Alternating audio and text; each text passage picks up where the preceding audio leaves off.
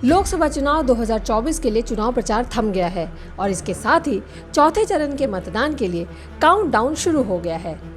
सोमवार 13 मई को 9 राज्यों और 1 केंद्र शासित प्रदेश को मिलाकर 96 सीटों पर मतदान होने जा रहा है। चौथे चरण में 96 सीटों पर कुल 1710 उम्मीदवार मैदान में हैं। इन उम्मीदवारों के बारे में आपको एक इंटरेस्टिंग फैक्ट बताते हैं जो आपको मतदान से पहले जरूर जानना चाहिए।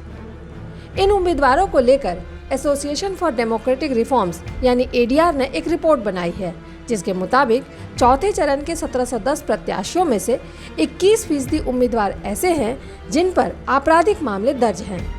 चौथे चरण में 274 ऐसे उम्मीदवार हैं जिनके खिलाफ गंभीर आपराधिक मामले यानी हत्या, लूट, बलात्कार, डकैती जैसे मामले दर्ज हैं। चौथे चरण में 17 ऐसे उम्मीदवार हैं जिन्हें गंभीर अपराध के मामले में सजा भी सुनाई जा चुकी है। 1710 में से 11 उम्मीदवार ऐसे हैं जिनके खिलाफ हत्या यानी 302 का मामला दर्ज है। 30 ऐसे उम्मीदवार हैं जिनके खिलाफ आईपीसी की धारा 307 के तहत हत्या के प्रयास का मामला दर्ज है।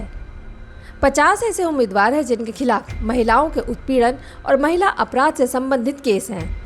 वहीं 5 उम्मीदवार ऐसे हैं जिन पर दुष्कर्म के मामले हैं। आइए अब आपको बताते हैं कि किस पार्टी ने कितने दागी उम्मीदवारों को चुनाव मैदान में उतारा है। ऑल इंडिया मजलिस इत्तेहादुल मुसलमीन यानी AIMIM, इनके 3 उम्मीदवार मैदान में हैं और तीनों पर आपराधिक मुकदमे दर्ज हैं।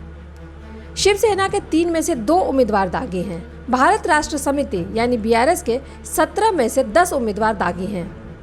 बीजू जनता दल यानी BJD के 4 में से 2 उम्मीदवार दागी हैं।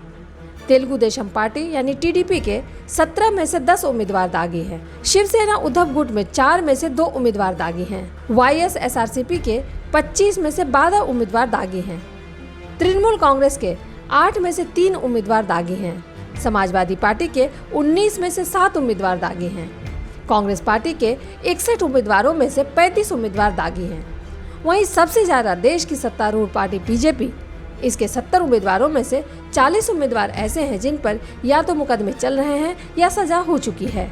उम्मीदवारों की अपराध कुंडली की जानकारी खुद उम्मीदवारों ने नामांकन के समय अपने शपथ पत्र में दिया है।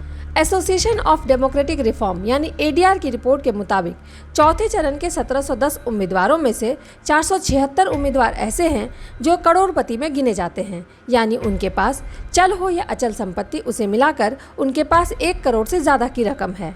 कुल मिलाकर 1710 उम्मीदवारों में से आंध्र प्रदेश के गुंटूर से चुनाव लड़ रहे डॉक्टर पेम्मा स्वामी सबसे अमीर उम्मीदवार है। इनके पास 5705 करोड़ की संपत्ति है।